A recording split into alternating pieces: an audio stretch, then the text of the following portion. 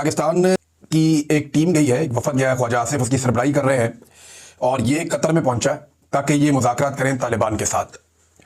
अब तालिबान के साथ मुज़ाकरात किए जाएंगे। तालिबान गवर्नमेंट जो वो वहाँ पे अफगान हुकूमत है इस वक्त, क्योंकि तालिबान के कंट्रोल में है वो, तो अफगान तालिबान का वफद पहुंच गया कतर में और फिर पाकिस्तानी वफद भी पहुंच गया कतर में और ख्वाजा आसिफ उस वफद को लेकर गए। अब कतर सालसी करेगा या जो दूसरे ममालिक हैं वो सालसी करेंगे पाकिस्तान और अफगानिस्तान के बीच में जो तनाज़ा पैदा हो गया उसको हल करने के लिए। अंदाज़ा कीजिए, अभी चंद साल पहले की बात है कि जब अमेरिका को तालिबान से बात करनी थी तो पाकिस्तान ने सहूलतकारी फराहम की थी, क्योंकि पाकिस्तान के ताल्लुकात अशरफ गनी हुकूमत से या हामिद करज़ई हुकूमत से अच्छे नहीं थे। तो पाकिस्तान ने सपोर्ट किया हुआ था तालिबान को और पाकिस्तान को लगता था कि ये इक़्तिदार में आएंगे। पाकिस्तान ने बड़ा सेलिब्रेट भी किया था इस बात को, उस दौर के जर्नैल बड़े खुश थे। नूर वली महसूद को आपको याद होगा कि अभी ख्वाजा आसिफ ने यह क्लेम भी किया कि जनरल फैज़ हमीद ने एक बुलेट प्रूफ गाड़ी तोहफे में भी दी थी। अब अपनी जेब से तो नहीं दी होगी ना, इदारे की पॉलिसी होती है, जनरल बाजवा से पूछे बगैर तो दे नहीं सकता। तो ये सारे रल के ताशे बजा रहे थे, खुशियां मना रहे थे कि हमारे तो बड़े अच्छे ताल्लुकात वाले लोग आ गए। लेकिन जैसे ही पीडीएम की सरकार बनी तो इन्होंने पाकिस्तान में तबाही फेर दी और तालिबान को, टीटीपी को पाकिस्तान में लाकर बसाना शुरू कर दिया ताकि पीटीआई को तबाह बर्बाद किया जा सके। वो तो हुआ नहीं, पाकिस्तान में बदअमनी पैदा हो गई और बड़े पैमाने पर पैदा हो गई और अफगानिस्तान को आहिस्ता आहिस्ता मौजूदा जो रजीम है उन्होंने अपनी पॉलिसी से मगरबी ममालिक को या डोनाल्ड ट्रंप को राजी रखने के लिए अपना दुश्मन डिक्लेयर कर दिया। अब इंडिया की बदतरीन दुश्मनी थी इन्हीं तालिबान के साथ। ये जो अफगान तालिबान है, इंडिया की इनके साथ बदतरीन दुश्मनी रही है और इंडिया जहां जहां इंडिया के लोग मौजूद थे या उनका सफारत खाना, वो सारे वो छोड़ छाड़ के चले गए थे। कोई बंदा वहां काम करने के लिए तैयार नहीं था। इंडियंस की, यानी अगर अमेरिका के बाद सबसे बड़ी शर्मिंदगी और नाकामी किसी को हुई थी तो वो इंडिया को हुई थी। और पाकिस्तान में हमने इस पे वीलॉग्स किए थे कि इंडिया का अरबों डॉलर डूब गया, सबसे बड़ी इन्वेस्टमेंट इंडिया की तबाह हुई इस रीजन के अंदर। लेकिन बदतरीन मुखालफत के बावजूद इंडिया को समझ आ गई कि इनके साथ हमने ताल्लुकात बनाने, हमारे मुल्क के लिए फायदा इसमें, तो उन्होंने इख्तलाफी नुक्ता नजर के बावजूद ताल्लुकात बना लिए। और हमारे जो अक्लमंद थे उन्होंने सोचा कि अमेरिका को राजी करना है, लिहाजा इनके साथ ताल्लुकात बिगाड़ दो। तो हमने अफगानिस्तान को अपना दुश्मन मुल्क डिक्लेयर कर दिया। वही ख्वाजा आसिफ मुज़ाकरात के लिए गए हुए। तो मुज़ाकरात की कामयाबी का अंदाजा तो आपको पहले ही हो जाना चाहिए कि जो शख्स एक मुल्क को कहता है ये मेरा दुश्मन मुल्क है, वो उसके साथ जाकर मुज़ाकरात करेगा तो मामला कहां से शुरू होगा। अब वो ये तो नहीं कह सकता कि आप हमारे भाई हैं या हमारे आपके साथ ताल्लुकात हैं। बहरहाल ये अब तीसरा मुल्क बातचीत करवा रहा है। हालांकि पाकिस्तान को किसी की जरूरत नहीं थी अफगान तालिबान की हुकूमत से बातचीत करने के लिए, पाकिस्तान खुद से कर सकता था। इंडिया को कोई सालिस नहीं चाहिए अफगानिस्तान से बातचीत करने के लिए, लेकिन पाकिस्तान को आज एक तीसरे मुल्क की जरूरत है जो तालिबान उन्होंने खुद तैयार किए उनसे बातचीत करने के लिए। एक और बड़ी इंटरेस्टिंग चीज है यहां मेरे पास। पाकिस्तान का दफ्तर खारजा यह बयान देता है कि उम्मीद करते हैं कि एक दिन अफगान शहरी अपने हकीकी नुमाइंदों पर मुश्तमिल हुकूमत देखेंगे। मैं एक सवाल करता हूं, अगर यही बात अफगानी कह दें या उनकी हुकूमत यह बात कह दे कि हम उम्मीद करते हैं कि एक दिन पाकिस्तानी अपने मुंतखब अवामी नुमाइंदों की हुकूमत देखेंगे, क्योंकि अफगानिस्तान में तो लोग आगे जैसे भी ताकत थी उनके बाद वो आकर बैठ गए। उन्होंने कहा ये बुरी हुकूमत बना रहे हैं, बाद में हम सेटअप बनाएंगे, वो वहीं बैठ के पक्के हो गए। अब तालिबान हिलते ही नहीं अपनी जगह से और ना किसी में वहां पे इस वक्त ताकत है कि जो उनको हिलाए। तो उन्होंने तो अपना इक़्तिदार पक्का कर लिया। फ्यूचर में वो किस तरफ लेकर जाते हैं इसके बारे में कुछ पता नहीं। लेकिन ये बात हमें पता है कि पाकिस्तान के अंदर तो एक जमहूरी सिस्टम है ना, इलेक्शन होते हैं, लेकिन यहां पे भी अवामी मुंतखब नुमाइंदों की हुकूमत नहीं है। और ये एक दीवार पे लिखी हुई हकीकत है, पत्थर पे लकीर है, एस्टेब्लिशमेंट के माथे पे लिखी हुई शिकस्त है जो 8 फरवरी को पाकिस्तान की अवाम ने बता दिया था। एस्टेब्लिशमेंट आज इलेक्शन करवा दे, 2 साल बाद करवा दे, एस्टेब्लिशमेंट को इस किस्म की शिकस्त होनी है दोबारा कि ये अपने जख्मों को चाटेंगे लंबे अरसे तक। अभी तो पिछले जख्म चाट रहे हैं और गुस्सा आवाम के ऊपर निकाल रहे हैं जगह जगह पे। तो इनका कोई इरादा नहीं लगता मुज़ाकरात को कामयाब करने का। मुझे नहीं लगता कि मौजूदा रजीम ये चाहेगा, क्योंकि ख्वाजा आसिफ जैसा बंदा भेजा है जो पहले ही कह चुका है कि अफगानिस्तान जनाब एक दुश्मन मुल्क है और वो उसको दोस्त मुल्क समझता ही नहीं है। डोनाल्ड ट्रंप के स्टेटमेंट के बाद नाजरीन एक और फड्डा पड़ गया। डोनाल्ड ट्रंप ने जब यह बयान दिया कि सऊदी अरब तस्लीम करने जा रहा है, यानी अब्राहम अकॉर्ड का हिस्सा बनने जा रहा है, और उसके बाद जो है वो बाकी भी बन जाएंगे। अब रोला ये पड़ गया है कि अब्राहम अकॉर्ड तो सीधा सीधा यह है कि आप इसराइल को तस्लीम कर दें और मौजूदा हैसियत में तस्लीम कर दें, जहां जहां पे इस वक्त उनका कंट्रोल है वो सारा आप तस्लीम करें, जबकि फलस्तीन की अभी आप बात छोड़ दें। अब्राहम अकॉर्ड तो ये है कि फलस्तीन के बारे में आप कहेंगे पवस्ता रहे शजर से उम्मीदें बाहर रख, हो सकता है कभी तुम्हारी कोई रियासत बन जाए, लेकिन फलस्तीन को ज़हन से निकाल के आप इसराइल को तस्लीम कर दें। अब्राहम अकॉर्ड तो सादा सादा ये है कि आप ये कर लें, बाद में रास्ता बनाते हैं फलस्तीन के लिए भी। लेकिन क्या पाकिस्तान ये कर लेगा? क्योंकि ट्रंप ने दावा किया कि बाकी सारे भी आ जाएंगे। अब ट्रंप की जितनी तवज्जो पाकिस्तान के ऊपर है या पाकिस्तानियों की जितनी तवज्जो ट्रंप के ऊपर है, शहबाज शरीफ की तारीफें आपने देखी, जमीन आसमान के कलाबे में ला दिया, पूरी दुनिया में जिल्लत हो रही है, लेकिन फिर भी इन्हें शर्म ही नहीं आ रही। भाई एक वजीर आजम के ओहदे पे वो बैठा हुआ आदमी है, उसको डेकोरम तो पता होना चाहिए कि भाई मैं 25 करोड़ लोगों का एक मुल्क है, उसका वजीर आजम बनाकर मैं बिठाया गया हूं। चलो मैंडेट मेरा नहीं है, लेकिन मैं जूते पॉलिश करते वक्त कम से कम पॉलिश अपने मुंह पे तो ना लगने दूं। तो भाई फेर दी। अब लोग कह रहे हैं शू शाइन बॉय, कि जूते चमकाने वाला लड़का, शहबाज शरीफ को इस नाम से पुकार रहे हैं बाहर दुनिया में। जाओ जाके दुनिया से पूछो, आईना देखो लोग क्या हाल कर रहे हैं। अब इतनी तारीफें ये लोग ट्रंप की करते हैं, इनको इतनी आदत पड़ गई है कि यहां पीएमए का एक, मैं अभी पढ़ रहा था, मैं हैरान हो गया। ये एक मेरे सामने siyaasat.pk का एक पेपर है। अब पीएमए काकूल के अंदर एक पासिंग आउट परेड होती है, उसमें आर्मी चीफ आसिम मुनीर साहब गए। उन्होंने कहा दुनिया के मुतअद्दिद तनाज़ात के शिकार इलाकों में अमन कायम करने के लिए सदर ट्रंप की जाती कोशिशें और स्ट्रेटेजिक लीडरशिप वाकई काबिल तारीफ है। यह पीएमए में बताया जा रहा है। वहां बताना था कि कायदे आजम क्या थे, वहां बताना था कि कायदे आजम के फरमुदात क्या थे, वहां यह बताना था कि फौज ने आईने पाकिस्तान के मुताबिक अपनी जिम्मेदारियां अदा करनी है, वहां बताना था, यानी बहुत सारी और चीजें भी थी। मैं क्या कहूं। हाँ, मैं मुबारकबाद देता हूं उन तमाम बच्चों को जो पास आउट हो गए। अल्लाह ताला आपको एक बेहतरीन मुस्तकबिल की जानिब लेकर जाए, आपकी जिंदगियों में खुशियां लेकर आए और बहुत सारी बरकतें लेकर आए। एक बहुत बड़ी कामयाबी है जो आपको मिली है, आप पाकिस्तान का मुस्तकबिल है। आपने अपने जिस्म पे यूनिफॉर्म पहना और आपका जो हलफ है वो भी मैं सुन रहा था, उसमें बाकायदा हलफ के अंदर है कि आप आईन के मुताबिक जिम्मेदारियां अदा करेंगे और किसी किस्म की सियासत के अंदर कोई किरदार अदा नहीं करेंगे, ना उसमें हिस्सा लेंगे। तो मैं उम्मीद करता हूं कि जैसे कि आपसे पहले लोगों ने ये सब कुछ किया और आज तक हो रहा है, आप ये नहीं करेंगे और पाकिस्तान को बेहतर समझ जाने देंगे और नफरतों को कम करने में किरदार अदा करेंगे, बजाय इसके कि मजीद नफरतों को आप हवा दें। तो पीएमए से पास आउट होने वाले तमाम नौजवानों को बहुत बहुत मुबारकबाद। जो कुछ माजी में हुआ, आप लोग सब मेरे छोटे भाइयों बच्चों की तरह हैं, तो आपसे गुजारिश है कि आप उसका हिस्सा मत बनिएगा। कोशिश कीजिएगा अपनी जिंदगी में कि जिस मकसद के लिए आपने इस फोर्स को ज्वाइन किया उसी मकसद के ऊपर चलिएगा। लोग अपने जाती लालच के लिए, अपने जाती मफाद के लिए कभी मार्शल लॉ लगा देते हैं, कभी डिक्टेटर बन जाते हैं अनाउंस करके, कभी अनअनाउंस्ड डिक्टेटर बन जाते हैं, जुल्म जबर और फस्तायत के हिस्सेदार बन जाते हैं। आधा मुल्क टूट गया बच्चों। आप लोगों से उम्मीद है कि आप लोग वो नहीं करेंगे और जो हलफ आपने लिया है अल्लाह रब्बुल इज्जत को हाजिर नाजिर जानकर आप उस हलफ की पासदारी करेंगे आखिरी वक्त तक। नाज़रीन, फजल रहमान साहब के साहबजादे भी बोल पड़े हैं, बल्कि पहले ये आ जाए कि पाकिस्तान तहरीक इंसाफ ने इसके ऊपर एतराज क्या किया।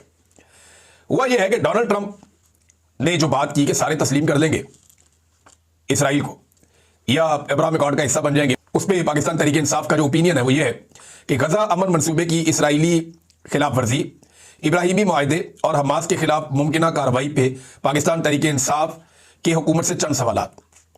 पहला सवाल उन्होंने यह किया हुकूमत से कि गजा में अमन मनसूबे के एक जानिब मुकम्मल फायरबंदी की बात की जा रही है, लेकिन दूसरी जानिब इसराइल की जानिब से निहत्ते फ़लस्तीनियों के कत्लेआम का सिलसिला अभी तक जारी है। पाकिस्तान तहरीक इंसाफ इस सूरत पर गहरी तशवीश का इजहार करती है और सवाल उठाती है कि आखिर पाकिस्तान की मौजूदा हुकूमत इस जुल्म पर खामोश क्यों है। क्या उन्होंने किसी बैन अवी फोरम पर इसराइली जारियत के खिलाफ आवाज़ बुलंद की है। दूसरा ये कि अमरीकी सदर डोनाल्ड ट्रंप के हालिया बयान के मुताबिक अमरीकी अफवाज गजा में हमास को खत्म करने के लिए दाखिल नहीं होंगी, बल्कि उनके दोस्त ममालिक ये किरदार अदा करेंगे। पाकिस्तान तहरीक इंसाफ ये वादे करना चाहती है कि पाकिस्तान का किसी ऐसे मनसूबे या इत्तेहाद का हिस्सा बनना कौमी मफाद और उसूली खारजा पॉलिसी के मुनाफी होगा। पाकिस्तान को किसी भी सूरत में मुस्लिम ममालिक के खिलाफ किसी जंग या साजिश का हिस्सा नहीं बनना चाहिए। इस पर पाकिस्तान की हुकूमत का मौक़िफ़ अभी तक क्यों नहीं आया। हमें इस बयान पर भी गहरी तशवीश है जिसमें कहा गया कि सऊदी अरब के बाद दीगर ममालिक भी इसराइल को तस्लीम करेंगे।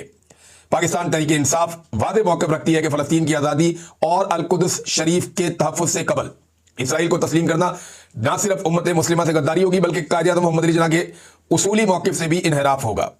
हुकूमत पाकिस्तान इससे मुताल्लिक़ अपना वादे मौक़िफ़ अवाम के सामने रखें। यहाँ डंडी मारी है थोड़ी तहरीक इंसाफ के लोगों ने जो भी मौजूद है।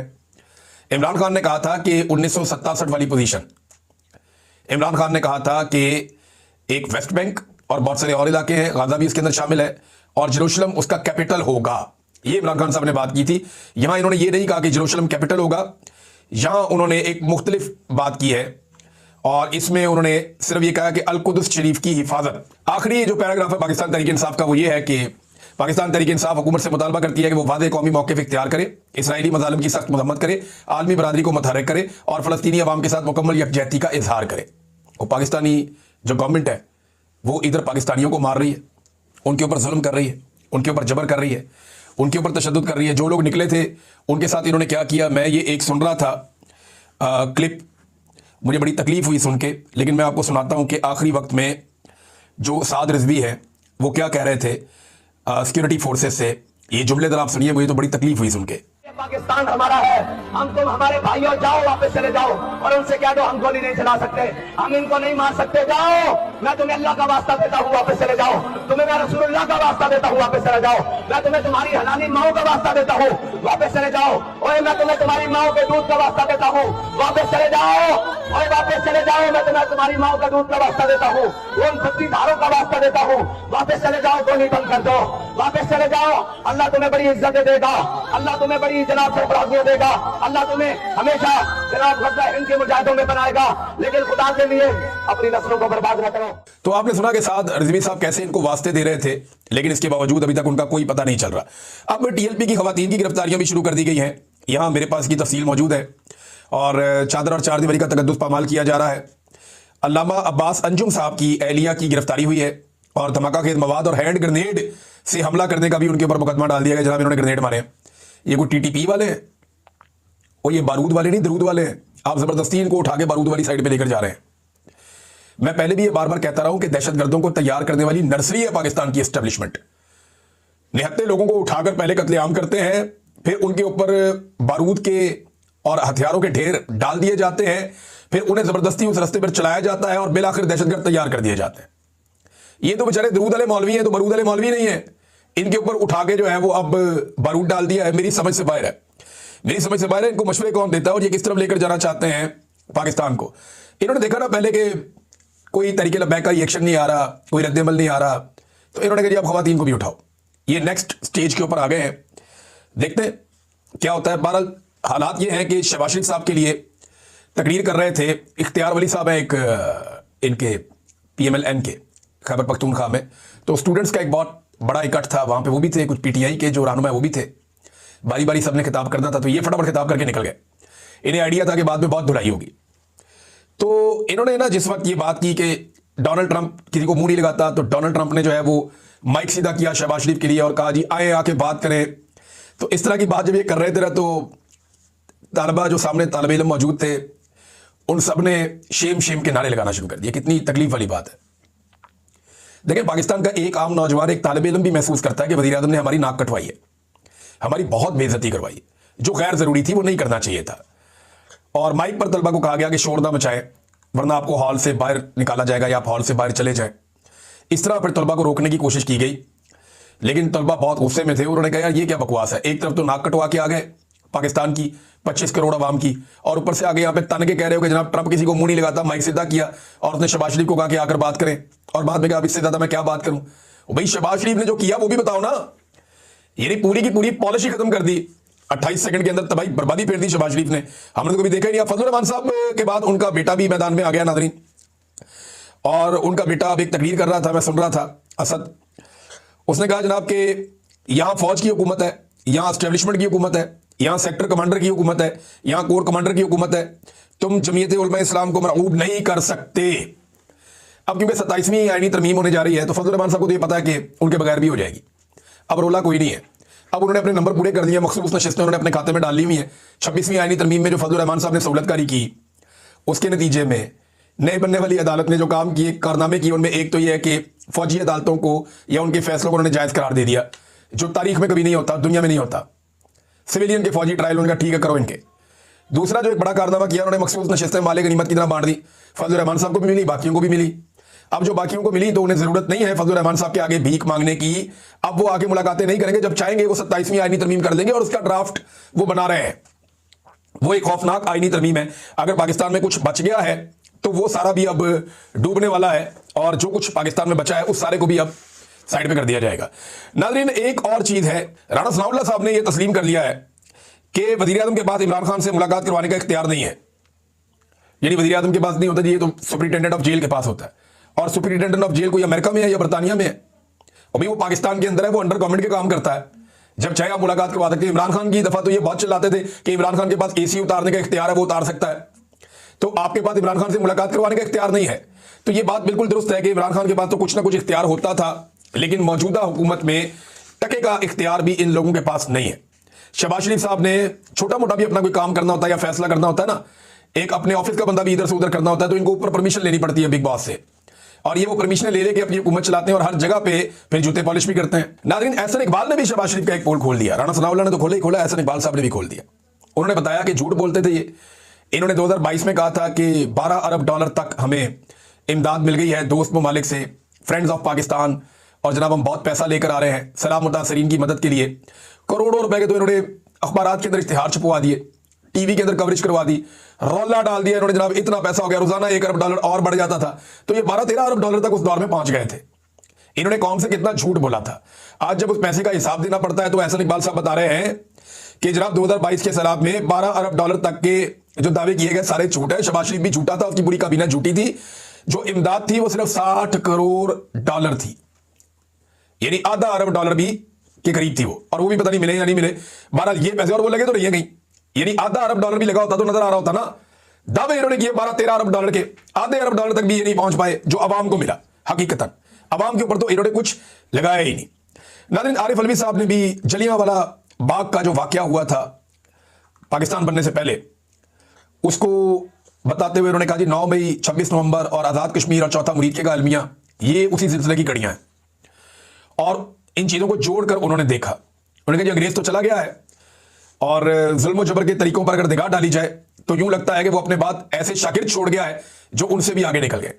ये 4 वाकयात अभी आसिम मुनीर साहब के दौर में हुए हैं ऊपर नीचे पाकिस्तान में, और चारों वाकयात के अंदर मैसेकर हुआ है, यानी इंसानों का कत्लेआम हुआ है। बड़ी लंबी ट्वीट है आरिफ अलवी साहब की, आप इसे पढ़ेंगे तो आपको बहुत कुछ समझने का और सीखने का मौका मिलेगा, लेकिन एक्चुअल जो उसकी बुनियाद है वो यही है जो मैंने आपके सामने रख दी है। असद उमर साहब नाज़रीन अब हल्के हल्के मैदान में आ रहे हैं और उन्होंने हुकूमत के खिलाफ ट्वीट्स करना शुरू कर दिए हैं। ऐसा लगता है जो पहले शायद उन पर सख्ती थी वो अब नहीं है। तो असद उमर साहब ने एक बड़ी इंटरेस्टिंग ट्वीट की। उन्होंने कहा मीडिया रिपोर्ट्स के मुताबिक हुकूमत IMF टीम को पाकिस्तान आने से रोक रही है। IMF की एक टीम पाकिस्तान आना चाहती है, हुकूमत से रोक रही है। वो टीम 30 अरब डॉलर तक के तजारती डाटा के फर्क की तहकीकात करना चाहती है, लेकिन हुकूमत नहीं आने दे रही। अब ये मुज़ाहमत क्यों है, किस बात के सामने आने का खदशा है? एक आज़ादाना तहकीकात किसकी चोरी को बेनकाब करेगी? ये पाकिस्तान के अंदर इन्होंने नाज़रीन हालात पैदा कर दिए।